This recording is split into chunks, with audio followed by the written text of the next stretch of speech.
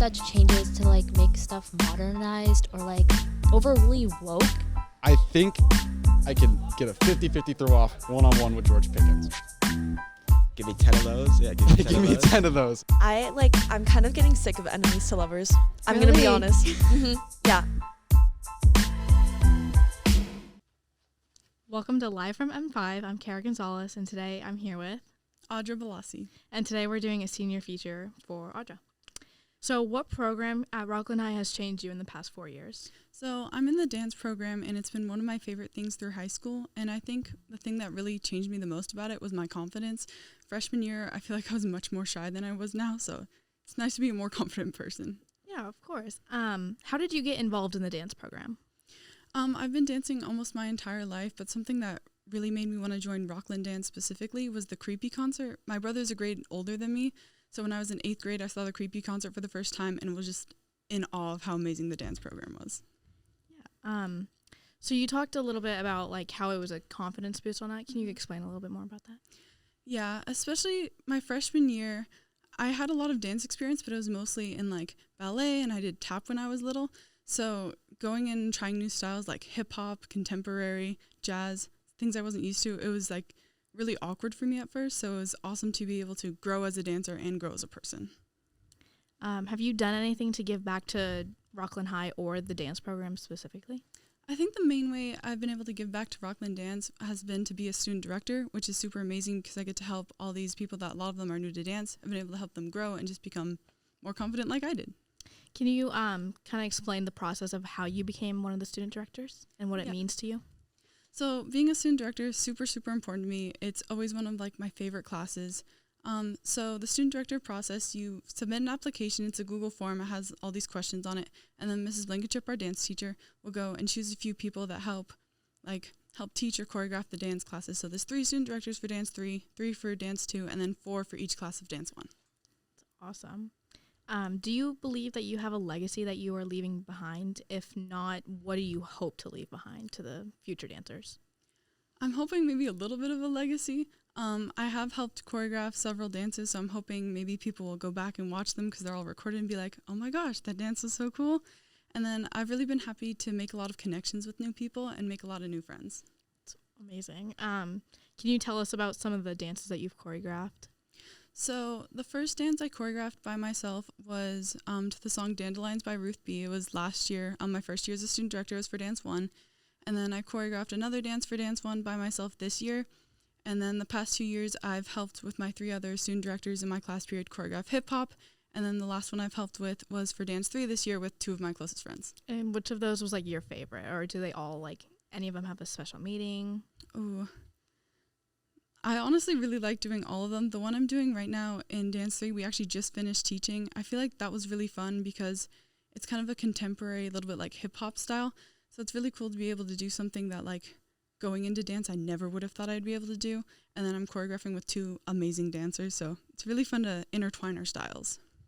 Do you believe that you have a biggest accomplishment that you want to share the podcast? Honestly, I feel like for me, whenever I think of my biggest artistic accomplishment, it would be choreographing that first dance by myself.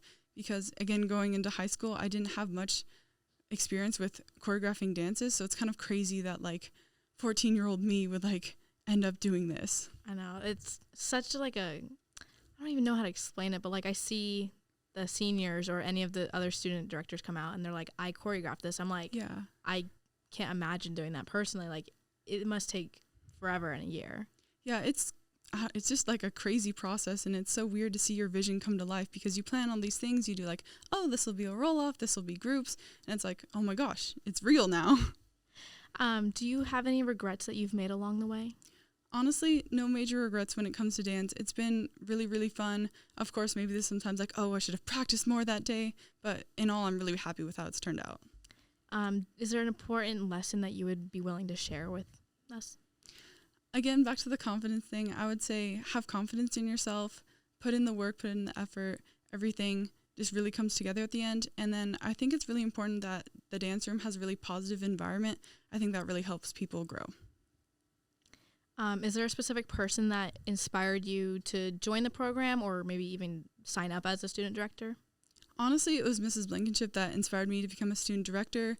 There were a few people she pulled aside and was like, hey, I think maybe you should apply for this. So when I was a sophomore, that was just crazy to hear. At first, I'm like, maybe there's no way I could actually do that. And then I ended up doing it for 2 years now, and it's just crazy. I bet. Maybe besides your confidence, was there any other really big challenge that you face?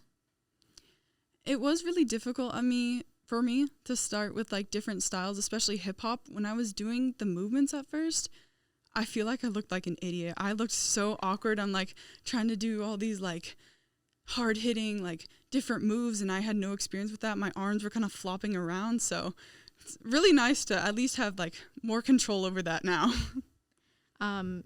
Other maybe just practice. How did you overcome it? Yeah, it was just a lot of practice, and a lot of it was mental too. I kind of just had to let go, and in dance when you go full out, you just really have to commit to it. So learning to commit to it, going full out, practicing, all of that combined. I feel definitely a lot more confident with hip hop now than I was before.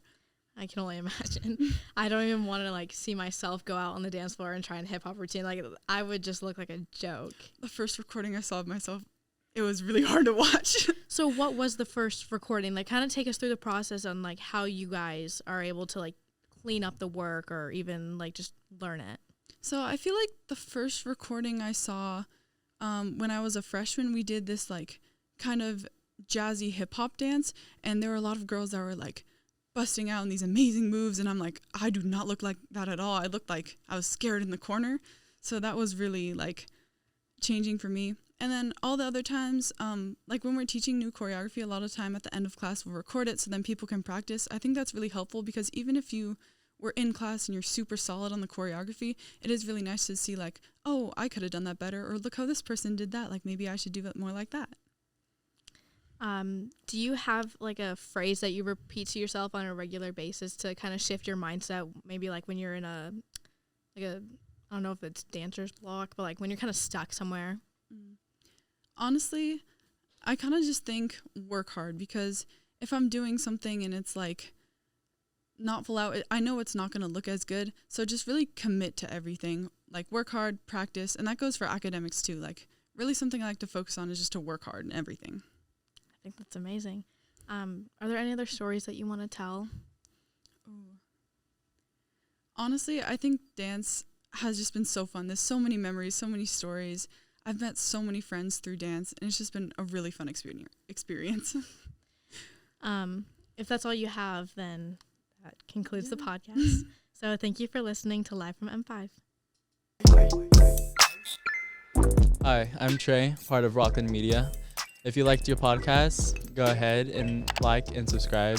And if you'd like to read more articles and learn more about your campus, go ahead and visit rocklinmedia.org.